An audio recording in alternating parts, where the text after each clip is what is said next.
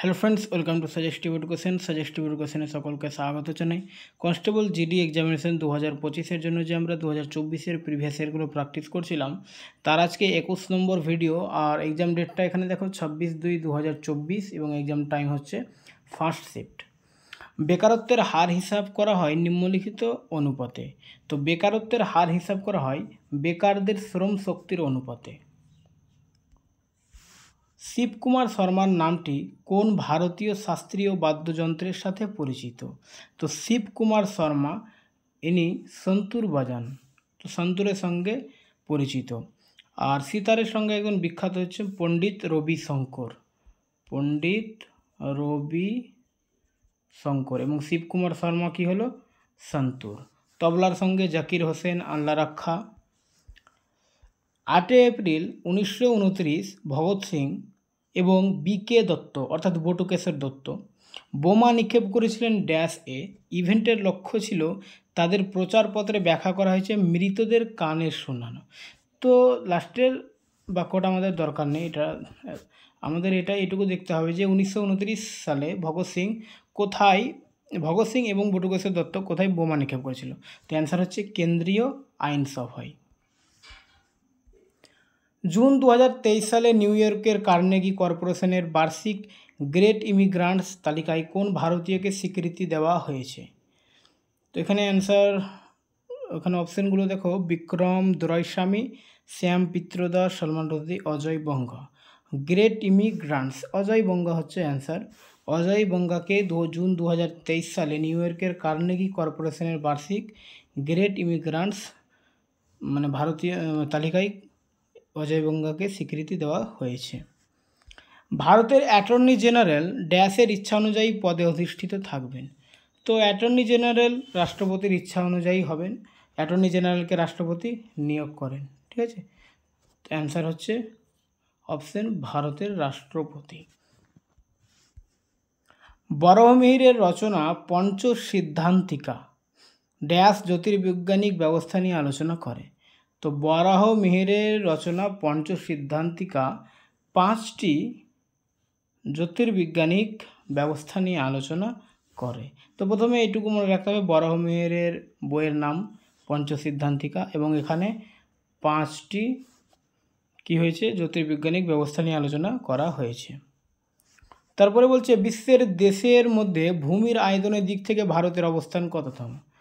তো আমরা জানি যে ভারতের অবস্থান আয়তনের দিক থেকে 7ম। ফার্স্ট হচ্ছে কে? রাশিয়া হচ্ছে প্রথম, আর দ্বিতীয় হচ্ছে কানাডা, ঠিক আছে। তো ফার্স্টটা মনে রাখবে, দ্বিতীয় হচ্ছে কানাডা মনে রাখবে, আর 7ম হচ্ছে ভারত, আর 8ম হচ্ছে আর্জেন্টিনা। ভারতের পরেরটাও একটু মনে রাখতে হবে, আর্জেন্টিনা 8ম। যাত্রা লোকনৃত্যটি কোন রাজ্যের অন্তর্গত? তো যাত্রা হচ্ছে পশ্চিমবঙ্গের, এটা আমরা অনেকেই জানি, যাত্রা হচ্ছে পশ্চিমবঙ্গের, ঠিক আছে। আচ্ছা, পাঞ্জাবের একটি লোকনৃত্য হচ্ছে কি? ভাংড়া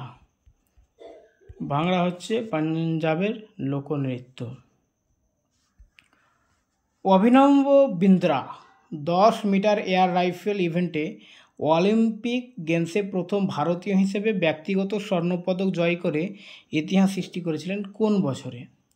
তো অভিনব বিন্দ্রা ইনি একজন শুটার এবং এনার একটা বায়োগ্রাফি রয়েছে যেটা হচ্ছে এ শট অ্যাট এ হিস্টোরি। তো ইনি কি বলছে, অলিম্পিক গেমসে প্রথম ভারতীয় হিসাবে কখন খেলেছিলেন, তাই তো?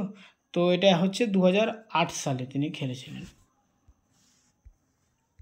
মেন্ডেলিফের পর্যায় সারণী আইন সংশোধন করা হয়েছিল এবং ড্যাশ আধুনিক পর্যায় সারণীর ভিত্তি হিসাবে গ্রহণ করা হয়। তো অ্যান্সার হচ্ছে পারমাণবিক সংখ্যা।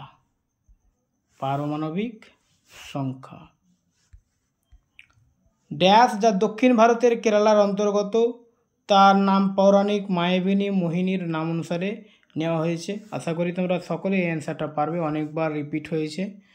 তো এখানে মোহিনীঅট্টম হচ্ছে কেরালার, তাছাড়া এই নাম থেকেও বোঝা যায়, ঠিক আছে। তো মোহিনীঅট্টম হচ্ছে দক্ষিণ ভারতের কেরালার অন্তর্গত, বাকি বিহু হচ্ছে আসাম, আর ভারতনাট্যম হচ্ছে তামিলনাড়ু, মণিপুরি, নামের মধ্যে মণিপুর রয়েছে, তো অ্যান্সার হচ্ছে মণিপুর ওটার। আর এখানে তাহলে আমরা কি পেলাম, ভারতের কেরালার অন্তর্গত মোহিনীয়াট্টম হচ্ছে অ্যান্সার। কোন খেলার সাথে ডুরান্ড কাপ সম্পর্কিত? ডুরান্ড কাপ ফুটবলের সঙ্গে সম্পর্কিত। ডুরান্ড কাপ ফুটবলের সঙ্গে সম্পর্কিত। হকির সঙ্গে একটা কাপ রয়েছে যেটা অনেকবার পরীক্ষা এসেছে, আগা খান কাপ। আগা খান কাপ। আচ্ছা, ক্রিকেটের সঙ্গে রয়েছে রঞ্জি ট্রফি, তারপরে রয়েছে ইরানি ট্রফি, ঠিক আছে, এই ট্রফিগুলো মনে রাখতে হবে। নিম্নলিখিত কোন উৎসবটি অরুণাচল প্রদেশের খামতি উপজাতি দ্বারা উদযাপিত হয়? তো সাংকেন অরুণাচল প্রদেশের একটা লোকনৃত্য মানে উৎসব বা লোকনৃত্য উৎসব রয়েছে, এটা যেহেতু সাংকেনটা, আর সেটা হচ্ছে যেটা খামতি উপজাতি দ্বারা উদযাপিত হয়। তো আমাদের অরুণাচল প্রদেশটা মনে রেখে সাংকেনটা মনে রাখতে হবে, ঠিক আছে, তাহলে আমরা অ্যান্সারটা পেরে যাব। নভেম্বর 2023 পর্যন্ত ভারতের সংবিধানে মোট কতটি মৌলিক কর্তব্য রয়েছে? 2023 কেন 2024 এখনও পর্যন্ত 11টি মৌলিক কর্তব্য রয়েছে। অক্টোবর 2023-এ ভারতের রিজার্ভ ব্যাংকের নির্বাহী পরিচালক হিসেবে কাকে নিয়োগ করা হয়েছে? তো অ্যান্সার হচ্ছে মুনিশ কাপুরকে।